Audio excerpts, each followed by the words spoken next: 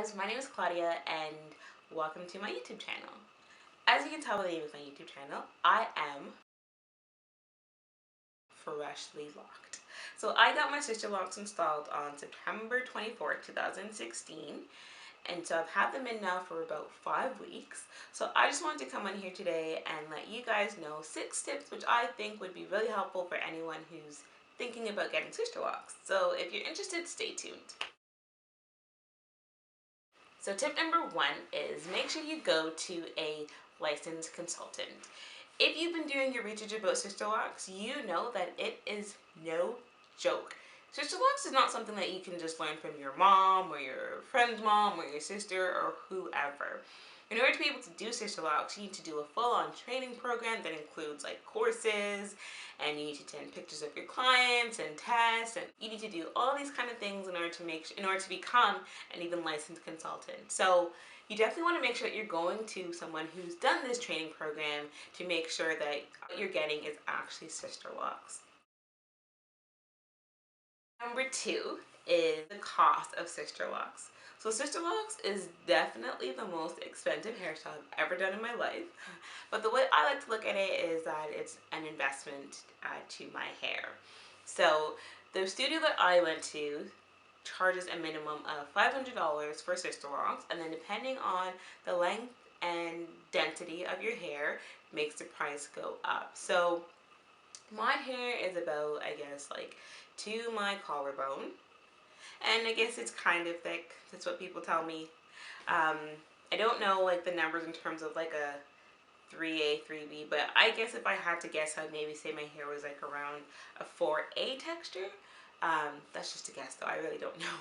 But yeah, so in total my hair ended up costing me $1,000 to get installed.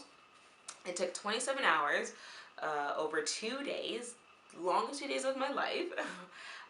But definitely at the end of it, I was super happy, and you know, I would definitely do it again for the result because I love them so much. But definitely the cost of SISTERLOCKS is something that you're going to have to keep in mind because it is expensive for the first install. It's expensive. Which kind of ties me into my third tip, which is you need to maintain your SISTERLOCKS every 4 to 6 weeks.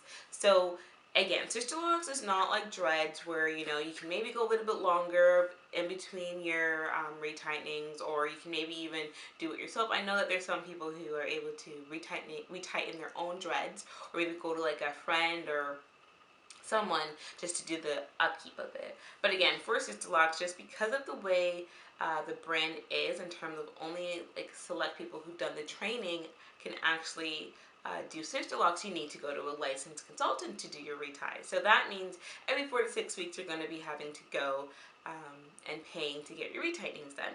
So the studio that I go to, they charge $30 an hour for retightnings, and my retightening is going to be about 2.5 hours. So I'm looking about $75 every 4 to 6 weeks to maintain my SISTERLOCKS. So I know when I was thinking about getting SISTERLOCKS, I was like, oh, you know, great, I'm not going to have to spend like $100 to go get my hair braided every month or buy a weave, or I thought it was going to be cheaper in terms of getting this hairstyle. But I mean, it's not the case, but at the end of the day, I think it's still worth it just because, again, the way I look at it, it's an investment in my hair. It's keeping my hair strong and healthy. So to me, it was worth it. But that's definitely something that you're going to have to keep in mind and just consider the cost and the upkeep of SISTERLOCKS.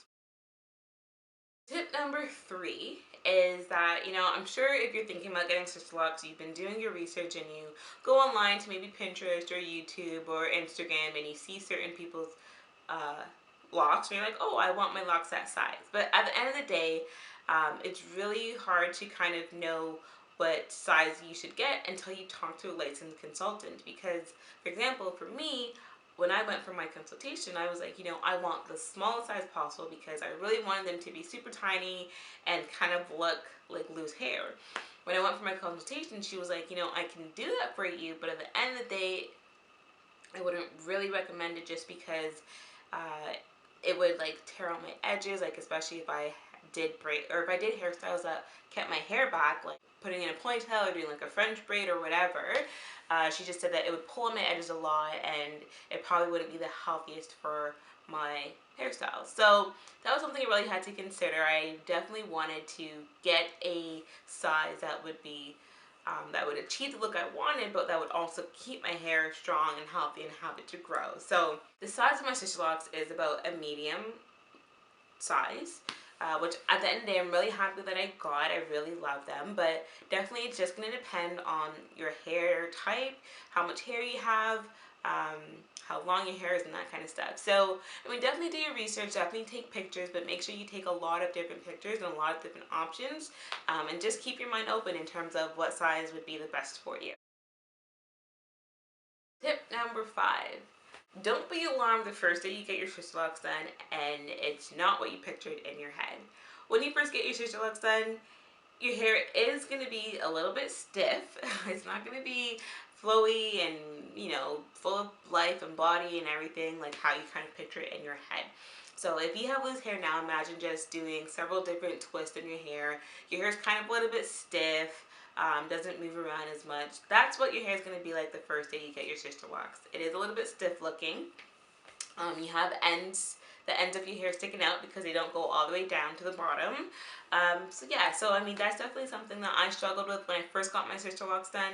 It was hard for me to style my hair. I usually just kept it back a lot because I wasn't a fan of the look, but definitely after a few weeks, once it's kind of had time to form and you've been able to wash your hair, it will definitely get some shape and some body to it. It will shrink, but it will get the shape and body that you are expecting from your SISTERLOCKS. So just give it some time.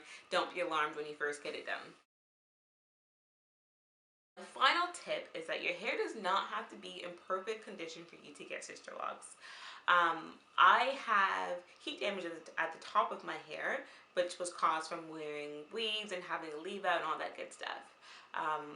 But at the end of the day, you know, my consultant was like, you can still do it. All you have to do is maybe just do a braid out or roller set the ends that are straight, because that obviously is not going to lock, but at the end of the day, it is still possible. So if you're thinking that, you know, I really want to get SISTERLOCKS done, but my hair is, you know, too dry, or my hair is heat damaged, or whatever the case may be, it is possible to get SISTERLOCKS done on different types of hair types. So those are my 6 tips. I really hope that they were helpful to you guys. If you guys have any questions, feel free to comment below, and have a great day, guys.